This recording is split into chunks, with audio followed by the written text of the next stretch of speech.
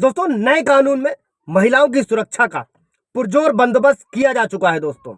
और 1 जुलाई 2024 से पूरे देश में नए कानून लागू हो रहे हैं दोस्तों। और महिलाओं की सुरक्षा के लिए बनाया गया है भारतीय न्याय संहिता की धारा 84 दोस्तों। और इस धारा के अनुसार दोस्तों, पति या पति के रिश्तेदार अगर पत्नी के साथ क्रुएल्टी करते हैं दोस्तों, तो उसमें क्या सजा है, क्या दंड का प्रावधान है, क्या जुर्माना है, कैसे जमानत लेनी है, कैसे अपनी बात रखनी है, कैसे पुलिस से गिरफ्तारी होनी है नहीं होनी है, जमानत क्या होना है, ये पूरी तरीके से पतियों के लिए भी ये वीडियो है दोस्तों। अच्छे से देखिएगा, समझिएगा। जय हिंद, नमस्कार, मैं एडवोकेट आशीष मिश्रा। कोई सवाल जवाब होगा तो पूछ लीजिएगा कमेंट बॉक्स में। लाइक कर दीजिएगा, शेयर कर दीजिएगा ताकि इंफॉर्मेशन और लोगों को भी मिल सके दोस्तों। अभी समझते हैं भारतीय न्याय संहिता की धारा 84। इसमें पत्नी के साथ जो भी क्रूरता की जाएगी दोस्तों, पहले उसके अर्थ को समझ लेते हैं दोस्तों।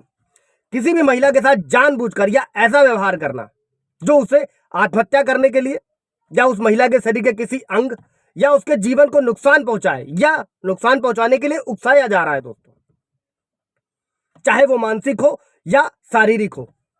दूसरा दोस्तों, अगर शादीशुदा महिला के माता पिता भाई बहन अन्य रिश्तेदार किसी संपत्ति, सोना चांदी गाड़ी मोटर एनीथिंग एल्स दोस्तों की गैर कानूनी मांग की जाती है या उसे पूरी करवाने के लिए तंग किया जाता है दोस्तों, तो इस धारा के तहत 1 जुलाई 2024 के बाद से कार्यवाही होगी दोस्तों। अभी ये भी समझते हैं दोस्तों कि इससे पहले आईपीसी में ये धारा थी 498A। आप लोगों ने भी सुना होगा, जिससे बहुत सारे वीडियोस बने हुए हैं, मैंने भी क्लियर किया हुआ है दोस्तों।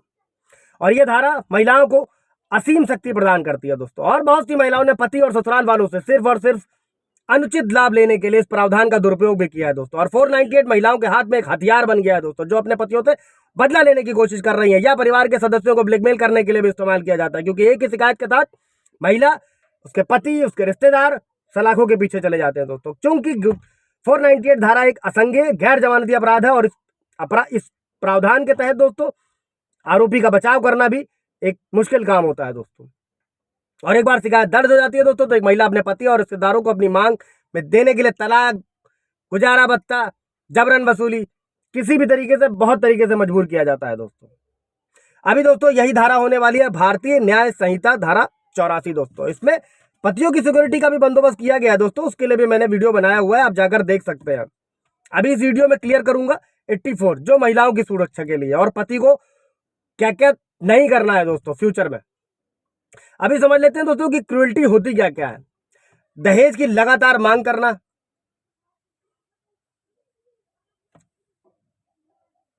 फालतू बातें करना, लड़ाई करना, झगड़ा करना, वैवाहिक संबंधों द्वारा क्रूरता, दहेज की मांग करना,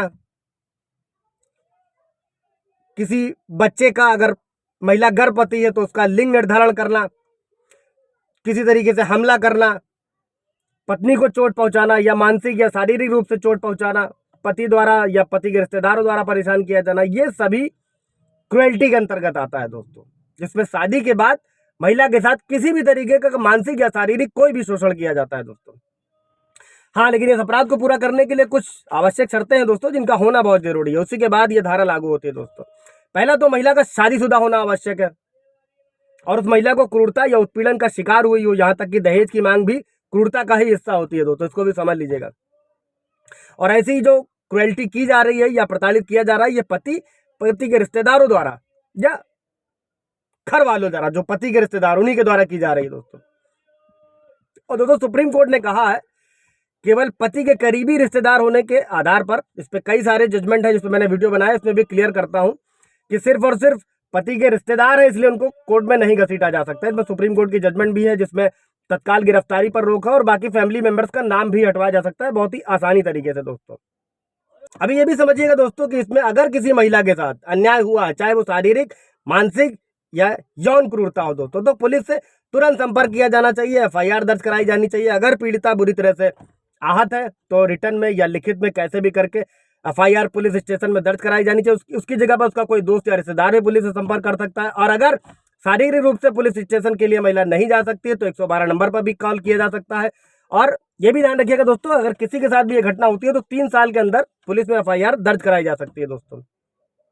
अभी ये भी समझिएगा दोस्तों कि गैर जमानती अपराध है, संज्ञेय अपराध है, और इसमें एफआईआर के बाद मजिस्ट्रेट ही जमानत दे सकता है दोस्तों। वैसे तो एंटीसिपेटरी बेल भी इसमें लेनी पड़ती है, आगे भी लेनी पड़ेगी दोस्तों, ये भी हम लोग जुलाई के बाद समझेंगे।